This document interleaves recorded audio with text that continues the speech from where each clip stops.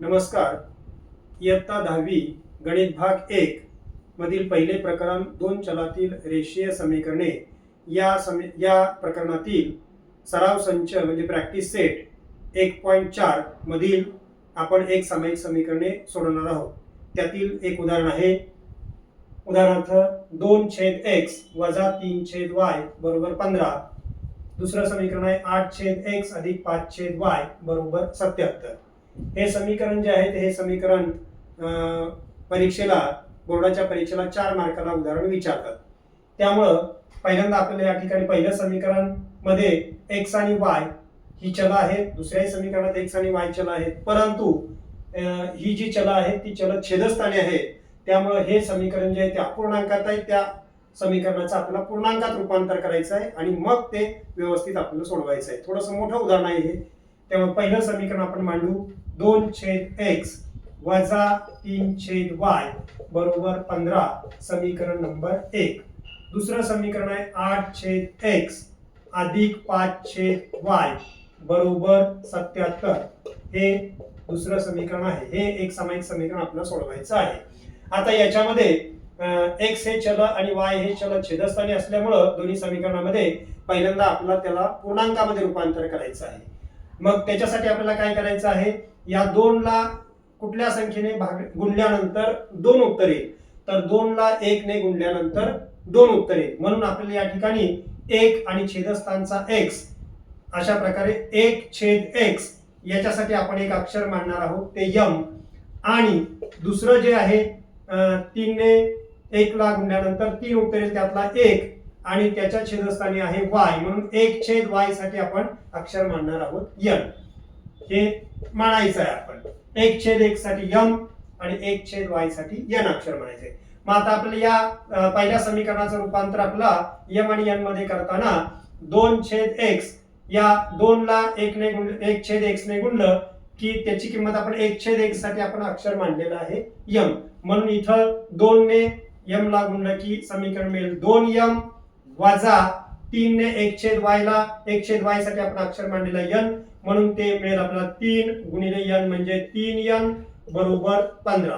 हे समीकरण नंबर आपल्याला मिळेल 3. त्याच्यामध्ये आपल्याला समीकरण बरीचशी मिळतील. तसंच दुसऱ्या समीकरणाचं रूपांतर करायचं आहे पूर्णांकामध्ये. त्याच्यासाठी आपल्याला 8/x याचं रूपांतर होईल 8m अधिक 5/y चं रूपांतर होईल 5n बरोबर 77.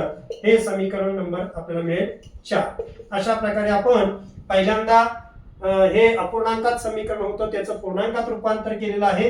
अशा आपल्याला तिसरं आणि चौथं समीकरण मिळालेलं आहे. आता आपल्याला ही x याच्यामध्ये आपल्याला पहिल्यांदा चलाच्या किमती काढायच्या आहेत m आणि n ची. m आणि n च्या किमती काढल्यानंतर परत आपण याच्यामध्ये x आणि y च्या किमती ज्या मांडलेल्या आहेत 1/x साठी m 1/y साठी n त्या याच्यामध्ये ठेवायच्या आहेत आणि मग शेवटी आपल्याला x आणि y ची किंमत मिळेल. त्यामुळे आता आपल्याला इथं m चा तिसऱ्या समीकरणामध्ये m चा सहगुणक आहे 2, चौथ्या समीकरणामध्ये m चा सहगुणक आहे 8. मग हे सहगुणक जे आहेत ते समान नाही. त्याच्यात n चा सहगुणक आहे -3 आणि n चा सहगुणक आहे 5. हे सुद्धा सहगुणक समान नाही. जोपर्यंत आपल्याला कोणत्याही चलाचा सहगुणक समान मिळत नाही तोपर्यंत आपल्याला त्याची किंमत 0 येणार नाही, म्हणजे त्याचं निरसन होणार नाही. आणि ते निरसन झाले एका चलाचं निरसन झाल्याशिवाय आपल्याला दुसऱ्या चलाची किंमत काढता येत नाही. म्हणून आपण सोप्याचा विचार करायचा आहे. इथं आपला 2 ला कोणत्या 2 चं रूपांतर आपल्याला 8 मध्ये करण्यासाठी 2 ला कितीने गुणल्यानंतर 8 उत्तर येईल, तर आपल्याला तिथं येईल की 2 ला 4 ने गुणलं की 8 उत्तर येईल. म्हणून आपल्याला हे तिसरं जे समीकरण आहे त्या तिसऱ्या समीकरणाला जर आपण 4 ने गुणलं तर आपल्याला या m चा सहगुणक आणि या m चा सहगुणक समान मिळेल. म्हणून आपल्याला समीकरण 3 ला 4 ने गुणायचं आहे. आपण या ठिकाणी लिहिणार आहोत समीकरण 3 ला 4 ने गुणू. हे गुणायचं आहे. आता 4 ने गुणताना काही विद्यार्थी काय करतात, डाव्या बाजूला गुणतात, उजव्या बाजूला गुणत नाहीत. हे सगळ्या सूचना लक्षात ठेवायच्या, आपल्या चुका होतात. मग 4 ने आपल्याला प्रत्येक पदाला गुणायचं आहे. तिसऱ्या समीकरणातल्या पहिलं पद आहे 2m, 2m ला 4 ने गुणलं की मिळेल आपल्याला 8m. वजा चिन्ह आहे तसंच 4 ने दुसऱ्या पदाला गुणलं -3 ला 4 त्रिक 12 वजा चिन्ह आहे तसंच 12n बरोबर उजव्या बाजूला स्थिर पद आहे 15, 15ला सुद्धा 4 ने गुणायचं आहे, 15 चोक 60. अशा प्रकारे आपल्याला पुढचं समीकरण मिळेल 5वं. आता आपल्याकडे समीकरण मिळालेले आहेत 5. आता याच्यामध्ये चौथा आणि 5वं समीकरण जर आपण तुलना केली चौथ्या आणि 5व्या समीकरणाची, तर त्याच्यामध्ये आपल्याला m चे सहगुणक समान मिळालेले आहेत. आणि आता m चं चिन्ह या ठिकाणी अधिक आहे, m चं चिन्ह अधिक आहे, अधिक अधिक आपल्याला या ठिकाणी m जाणार नाही, म्हणजे m ची किंमत 0 येणार नाही. म्हणून आपल्याला या ठिकाणी खालच्या समीकरणाची चिन्ह आपल्याला बदलायचे म्हणजेच या दोन समीकरणांची आपल्याला वजाबाकी करायची आहे. या दोन समीकरणांची म्हणजे कुठल्या, समीकरण 4 आणि 5. म्हणून आपण या ठिकाणी लिहिणार आहोत समीकरण 4 व 5 यांची वजाबाकी करू. आणि परत आपल्याला ही दोन समीकरणं एका खाली एक मांडायची आहेत. समीकरण नंबर 4 आणि 5. समीकरण चौथं परत आहे कसं मांडायचं आहे, 8m अधिक 5n बरोबर 77. आणि 5वं समीकरण आपल्याला मिळालंय ते त्याच्या खाली मांडायचं आहे, 8m वजा 12n बरोबर 60. आता आपण या दोन समीकरणांची करणार आहोत वजाबाकी. म्हणून या समीकरणामध्ये आपल्याला त्यांची चिन्ह बदलायची आहे. त्यांची चिन्ह बदलताना आपल्याला खालच्या समीकरणाची चिन्ह बदलायची आहे. खालचं समीकरणाचं चिन्ह 8चं आहे अधिक, ते वजा होईल. हे वजा आहे ते अधिक होईल. 60चं चिन्ह अधिक आहे ते वजा होईल. आता 8m चं चिन्ह अधिक आहे, या 8m चं चिन्ह वजा आहे, म्हणून 8 आणि 8 यांची वजाबाकी, भिन्न चिन्हांची वजाबाकी होईल. 8 आणि 8 यांची वजाबाकी मिळेल 0. त्याच्यानंतर आपल्याला मधलं पद जे आहे ते अधिक 5 आहे आणि या 12चं चिन्ह वजाचं अधिक झालेलं आहे. दोघांची चिन्ह अधिक अधिक आहे म्हणून त्यांची बेरीज होईल. 12 आणि 5 17n बरोबर 77. या स्थिर पदाचं चिन्ह आहे अधिक, 60 या पदाचं चिन्ह अधिकचं वजा झालंय म्हणून या दोघांची होईल वजाबाकी. मोठ्या पदाला चिन्ह अधिक आहे म्हणून इथं अधिक येईल. 77 मधून 60 गेले, त्यांची वजाबाकी मिळेल आपल्याला 17.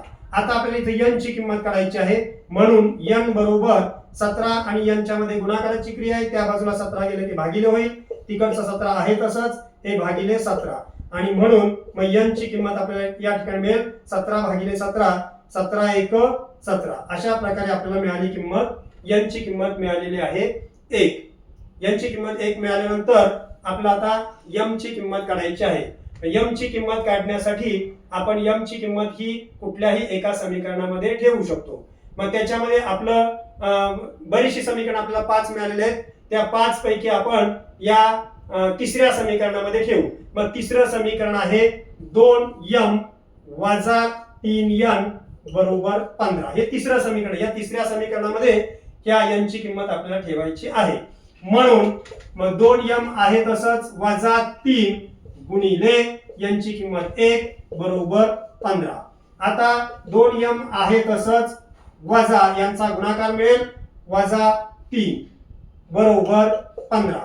आता आपल्याला या ठिकाणी m ची किंमत काढायची म्हणून पुढची स्टेप येईल. म्हणून 2m बरोबर उजवीकडे आहे 15, हे वजा 3 डावीकडून उजवीकडे गेले की ते अधिक होईल 3. म्हणून पुढची स्टेप मिळेल 2m बरोबर 15 आणि 3 यांची बेरीज मिळेल आपल्याला 18. त्याच्यानंतर आपल्याला n ची किंमत मिळालेली आहे 1. n ची किंमत मिळालेली आहे आपल्याला 1 आणि आता आपण m ची किंमत काढतोय. म्हणून पुढची स्टेप मिळेल आपल्याला, म्हणून m आता इथं 2 आणि m च्या मध्ये गुणाकाराची क्रिया आहे, 2 त्या बाजूला गेले की भागिले होईल. म्हणून m बरोबर उजवीकडे 18 आहे, 2 ची बाजू बदलली की गुणिलेचं भागिले होईल. म्हणून m बरोबर 2 ने 18 ला भाग जातोय, म्हणून ती किंमत आपल्याला m ची मिळेल 92 18. अशा प्रकारे आपण m ची किंमत काढलेली आहे 9. आपल्याला n ची किंमत सुरुवातीलाच मिळालेली आहे 1 आणि m ची किंमत मिळालेली आहे 9. परंतु आपल्या समीकरणामध्ये आपले जे समीकरण आहे त्याच्यामध्ये चल आहेत x आणि y, म्हणून आपण x आणि y च्या किमती काढल्याशिवाय आपलं उदाहरण हे पूर्ण होणार नाही. मग आपण सुरुवातीलाच आपण 1/x साठी आपण m हे अक्षर मांडलंय आणि 1/y हे अक्षर, याच्यासाठी आपण n हे अक्षर मांडलेलं आहे. इथं आपण त्या किमती ठेवायच्या आहेत, म्हणजे 1/x बरोबर m व 1/y बरोबर n या किमती आपण भरू. आता आपल्याला m ची किंमत आलेली आहे, म्हणून 1/x आहे तसंच बरोबर m ची किंमत आलेली आहे 9 व 1/y आहे तसंच बरोबर n ची किंमत मिळालेली आहे 1. आणि आता आपला या ठिकाणी तिरपा गुणाकार केला की आपल्याला उत्तर मिळेल. मग आता आपल्याला या 9च्या छेदस्थानी काहीच नाही म्हणजे 1 आहे, या 1च्या छेदस्थानी काहीच नाही म्हणजे 1 आहे. तिरपा गुणाकार केला आपण 1 ने 1 ला गुणलं की आपल्याला उत्तर मिळेल 1 बरोबर 9 आणि x यांचा गुणाकार मिळेल 9x. तिरपा गुणाकार 9x व इथे आपल्याला मिळेल 1 आणि 1 चा गुणाकार 1 बरोबर 1 आणि y चा गुणाकार मिळेल y. आता आपल्याला परत या ठिकाणी x ची किंमत काढायची आहे म्हणून 9 आणि x च्या मध्ये गुणाकाराची क्रिया आहे. 9 ची बाजू बदलल्यानंतर गुणिलेचा भागिले होईल म्हणून 1/9 बरोबर x आणि इकडे आपल्याला 1 बरोबर y ही आहे तशीच किंमत आलेली आहे. आता आपल्याला x ची किंमत मिळाली 1/9 व y ची किंमत मिळालेली आहे 1. हे आपण फक्त त्यांची बाजू बदलू, x उजवीकडे आहे ते डावीकडे मांडू म्हणून x बरोबर 1/9 व y बरोबर 1. अशा प्रकारे आपल्याला x ची किंमत मिळालेली 1/9 आणि y ची किंमत मिळालेली आहे आपल्याला 1. आणि मग शेवटी आपल्याला लिहायचं आहे की x स्वल्पराम y कंसात x स्वल्पराम y बरोबर यांच्या आपल्याला उकली मिळालेली आहे.